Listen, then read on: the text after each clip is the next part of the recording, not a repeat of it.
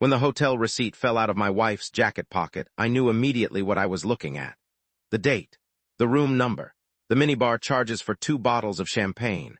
That was 3 weeks ago on the night she told me she was at her book club. Welcome to Cheating Story Exposed. Real stories, real justice, no sugarcoating. You know what? I notice many of you watching haven't hit that subscribe button yet. Here's the thing, we drop stories like this every single day. Stories about people who got played, got smart, and got even. If you want to see how these situations really end, subscribe now and turn on notifications. Trust me, you don't want to miss what happens next. My name is Nathan Cross. I'm 41 years old, a senior financial analyst at a consulting firm in Denver. I've been married to Victoria for 14 years. We have 2 kids, a comfortable life in the suburbs, and until 6 months ago I thought we had something solid. I was wrong. The receipt was dated April 7th. I remembered that night clearly because I'd stayed home with our kids while Victoria went to what she called her monthly book club meeting. 11 o'clock she came home, kissed me on the cheek, told me about the novel they'd discussed. She was a good liar. I'll give her that. I didn't confront her immediately. That's the first thing people always ask. Why didn't you just throw the evidence in her face? Because I've spent 20 years analyzing financial patterns and reading between the lines of corporate behavior. You don't make accusations without complete information. You build a case. I started paying attention, really paying attention. The late nights at the office that didn't match her digital calendar. The new perfume she claimed was a gift from her sister. The way she'd started tilting her phone away from me when texts came through. Small things. Individual pieces that meant nothing alone, but together painted a very clear picture. I accessed our phone records. Through our family plan, 347 calls to one number over the past 6 months. Texts at all hours, 2 in the morning, during her lunch breaks, while I was putting our kids to bed. The number wasn't saved in her contacts, which told me she was trying to hide it. I ran the number through a reverse lookup service. It belonged to someone named Derek Ashford. A quick search on social media showed me exactly who he was. 38 years old, married with 2 kids of his own, worked in pharmaceutical sales. He'd gone to college with Victoria. They'd reconnected at her 15-year reunion last fall, that reunion. I remembered Victoria coming home energized that night, talking about old friends and how much fun she'd had reliving college memories. She mentioned Derek once, just once. Said it was nice to see him after so many years. I thought nothing of it at the time. Now I saw everything differently. I could have hired a private investigator, but I'm analytical by nature and methodical by profession. I installed a GPS tracker on her car using one of those family safety apps. Legal, since the car was in both our names. Her patterns became clear within a week. Tuesday and Thursday afternoons, she'd drive to a boutique hotel downtown. Same hotel from the receipt. She'd stay for exactly 90 minutes, then drive to a coffee shop for 30 minutes before coming home. I started documenting everything. Screenshots of the phone records, photos of the GPS data, credit card statements showing charges at restaurants I'd never been to. A paper trail that would stand up to any scrutiny. 3 weeks into my investigation, I was sitting in my home office reviewing bank statements when my personal cell phone rang. Unknown number. I almost didn't answer. The voice on the other end was female, controlled, but with an edge of desperation underneath. My name is Rachel Ashford. I think we need to talk about our spouses. My heart rate didn't spike. I'd been preparing myself for confrontation, but I'd expected it to come from Victoria, not from the other wife. I kept my voice level. Go on, I know about the affair. I've known for 2 months. I've been gathering evidence, and Derek doesn't realize how much I've uncovered. But I can't do this alone anymore. I need to know what you know, and we need to coordinate. Her directness impressed me. No tears, no hysteria, just strategy. We met the next day at a coffee shop across town, nowhere near where either of us lived or worked. Rachel Ashford was tall, athletic, with sharp eyes that assessed me the moment I walked in. She'd already ordered herself a black coffee and had a tablet laid out on the table between us. She didn't waste time with pleasantries. I'm a corporate attorney. When I suspect something, I investigate thoroughly. Derek thinks I'm clueless, but I've accessed his email, his text messages, his financial accounts.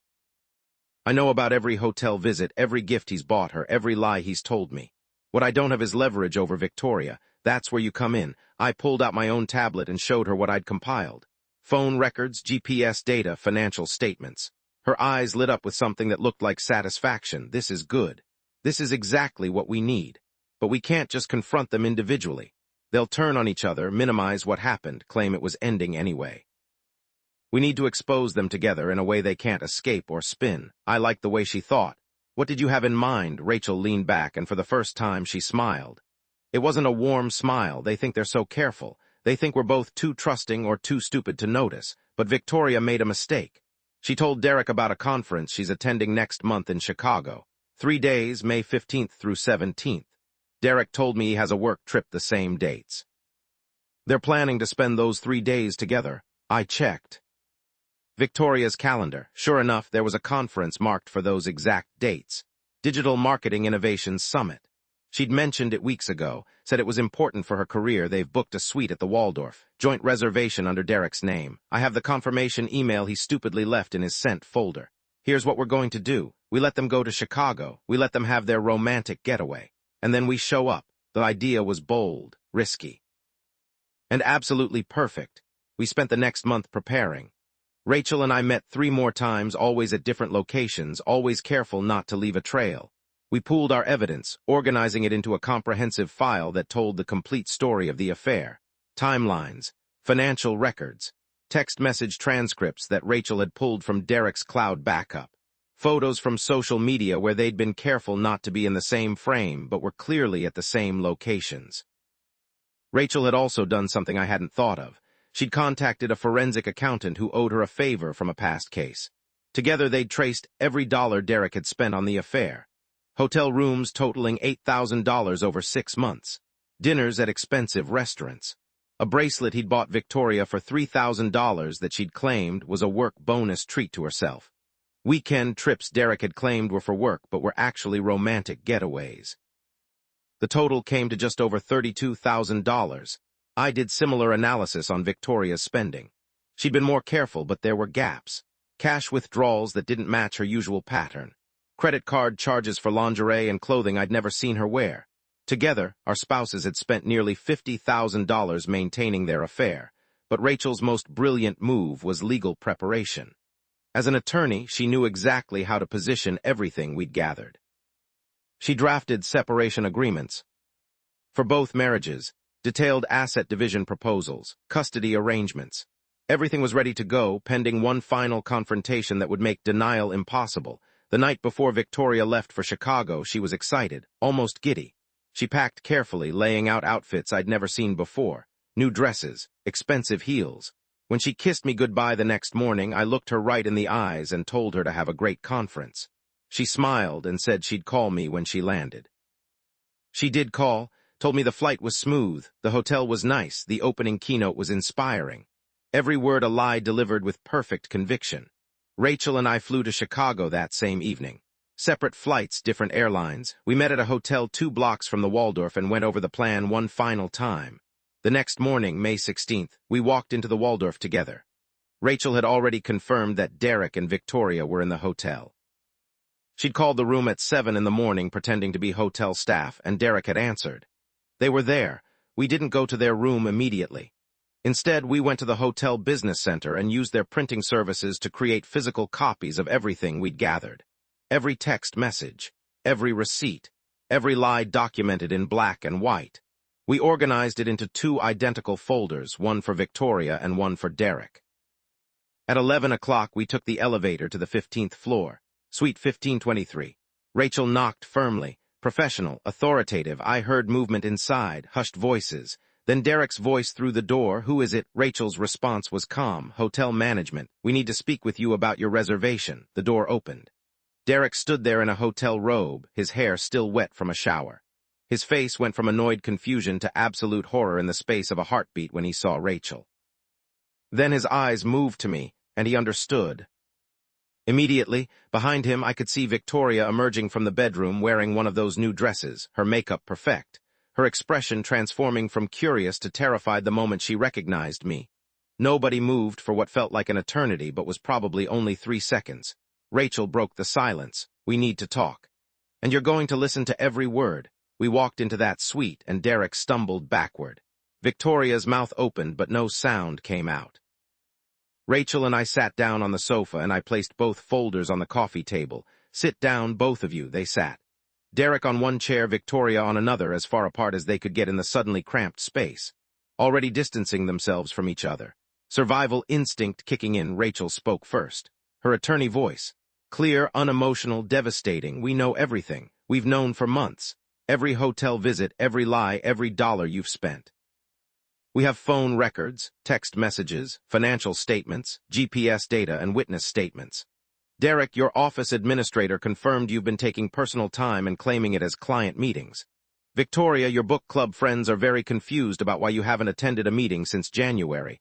I watched Victoria's face crumble, her carefully constructed lies dissolving in real time. I picked up where Rachel left off. What you're going to do now is sit quietly and listen. You don't get to speak. You don't get to explain or justify. You're going to hear exactly what happens next. Rachel pulled out the separation agreements. Derek, I'm filing for divorce. These documents outline the division of assets. Because you've spent marital funds on your affair, because you've committed adultery in a state where that matters, and because I have documentation of every violation of our marital agreement, you're going to accept my terms. You get 15% of our home equity. I keep my practice, you keep your car, and your retirement account, minus what you stole to fund this disaster. You get supervised visitation with our kids until we establish a new custody arrangement. She slid the document across to him. You're going to sign this, or I'm going to file in court with all the evidence we've gathered. Your colleagues, your clients, your family will all know exactly what you did and how much money you wasted doing it. Derek's hands shook as he picked up the agreement. His face had gone gray. My turn. Victoria, I'm done. 14 years of marriage, and you threw it away for what? Excitement, nostalgia, whatever the reason, it doesn't matter anymore. Here's what's going to happen. You're moving out of our house. I keep the house. The kids stay with me. You get standard visitation. Our assets are divided per the prenuptial agreement you signed when we got married. Remember that. The one you said was unnecessary because we'd never divorce. Victoria finally found her voice. Nathan, please, we can talk about this. We can go to counseling. I made a mistake, but we can fix this. I held up my hand. I said you don't get to speak. Every word out of your mouth right now is just another lie. You've been lying to me for 6 months. You've been lying to our children. You told our daughter you couldn't come to her dance recital because of a work emergency. You were at a hotel with him. I pointed at Derek, who wouldn't meet my eyes. You told our son you were too tired to help him with his science project. Too tired from what, Victoria? From maintaining 2 relationships. From keeping track of your lies. Tears started running down her face. I felt nothing watching them fall. Rachel stood up. You have 24 hours to sign these agreements. If you don't, we go public, not just in court, everywhere. Your social media, your workplaces, your families. Everyone gets to know what you did. And Derek, your employer, has a morality clause in your contract. I checked. This would violate it. Derek's voice came out as a whisper. Rachel, please, think about the kids. She turned on him with fury I hadn't seen before. I am thinking about the kids. I'm thinking about how their father is a liar and a cheat who spent money that should have gone to their college funds on hotel rooms and jewelry for another woman. I'm thinking about how you missed our daughter's birthday dinner because you were here with her. Don't you dare invoke our children to save yourself now. I stood up as well. We're leaving. You have these documents. You have 24 hours. Make the right choice for once in your miserable, selfish lives. Rachel and I walked out of that suite. The elevator ride down was silent. We walked through the lobby out into the Chicago sunlight and didn't speak until we were 2 blocks away. Then Rachel stopped, leaned against a building, and let out a long breath. That was harder than I thought it would be. I nodded. But necessary. She looked at me. They're going to sign. They have no choice. And even if they don't, we have everything we need to move forward. This ends today, Nathan. One way or another, this ends today. She was right. Derek signed 12 hours later. Rachel sent me a photo of the executed document at 11 o'clock that night. Victoria signed the next morning at 8. She called me crying, begging me to reconsider. I didn't answer. She sent texts, dozens of them. I blocked her number. The divorce process took 4 months. Victoria tried to fight the prenup, but Rachel had prepared me well. Every challenge Victoria's lawyer raised, we had documentation to counter. Every claim she made about deserving more, we showed her expenditures on the affair. Her attorney eventually advised her to accept my terms. The day our divorce was finalized, I took my kids out for dinner. They were 13 and 11, old enough to understand that their mother and I were splitting up, but not old enough to know why. I didn't tell them about the affair. That wasn't my burden to place on them. I just told them that sometimes adults make choices that change everything, and their mother and I couldn't stay married anymore. My son asked if it was his fault. Never. This has nothing to do with you or your sister. Your mother and I both love you. That never changes. What changes is that we're going to live in 2 houses now, but you're still going to have both of us. My daughter, older and more perceptive, asked the harder question. Did Mom do something bad? I chose my words carefully. Your mom made choices that hurt our family. When you're older, if you want to know more, I'll tell you. But right now, what matters is that you're safe, you're loved, and your life is going to be okay. She nodded slowly. Are you okay, Dad? That question hit harder than I expected. Getting there. Some days are harder than others, but I'm going to be fine. We're all going to be fine. Rachel and I stayed in touch throughout both divorces. We'd text each other updates, share frustrations about lawyers and court dates, celebrate small victories. She became something unexpected, a friend. Not romantic, nothing like that. Just someone who understood exactly what I was going through because she was going through the same thing. 6 months after the confrontation in Chicago, Rachel called me. Derek's trying to get full custody. His lawyer is claiming I'm unstable because I ambushed him in Chicago. They're trying to paint me as vindictive and unfit.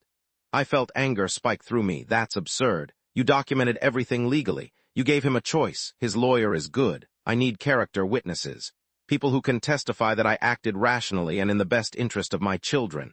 I didn't hesitate. I'll testify. Whatever you need. The custody hearing was brutal. Derek's attorney tried to portray Rachel as a woman scorned who'd orchestrated an elaborate revenge plot. They tried to use the Chicago confrontation as evidence of instability. When I took the stand, Derek's lawyer went after me hard. Mr. Cross, isn't it true that you and Mrs. Ashford coordinated to ambush your spouses in a hotel room? We coordinated to present evidence of infidelity to 2 people who had been lying to us for months. We did it privately in a controlled environment with legal documentation prepared by an attorney. There was no violence, no threats, no instability. There was truth. But you flew to another state to confront them. I flew to another state to end a situation that was destroying my family and hers. We gave them options and treated them with more dignity than they'd shown us. The judge listened to hours of testimony. Character witnesses for Rachel, her professional colleagues, friends, her children's teachers. Everyone painted a picture of a competent, stable woman who'd handled a devastating betrayal with remarkable composure. The judge ruled in Rachel's favor. Primary custody, with Derek getting standard visitation. The judge specifically noted in her ruling that Rachel's actions in uncovering and documenting the affair showed sound judgment and appropriate concern for her family. That night, Rachel and I celebrated with coffee at the same shop where we'd first met. Thank you for testifying. I don't think I would have one without you. I shook my head. You would have. You're one of the strongest people I've ever met. She smiled. You're not so bad yourself.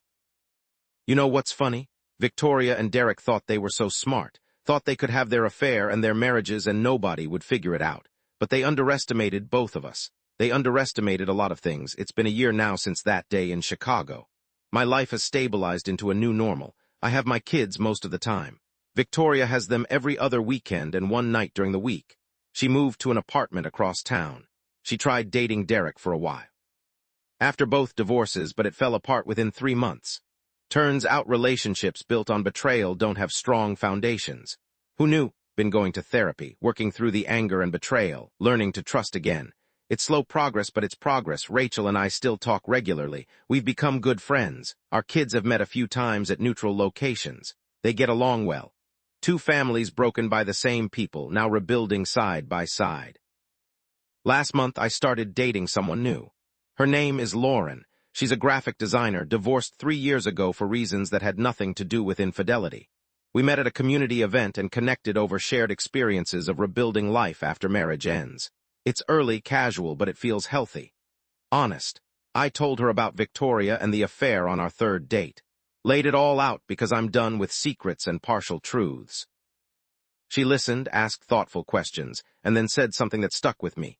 You handled that with more grace than most people could. You didn't let it destroy you.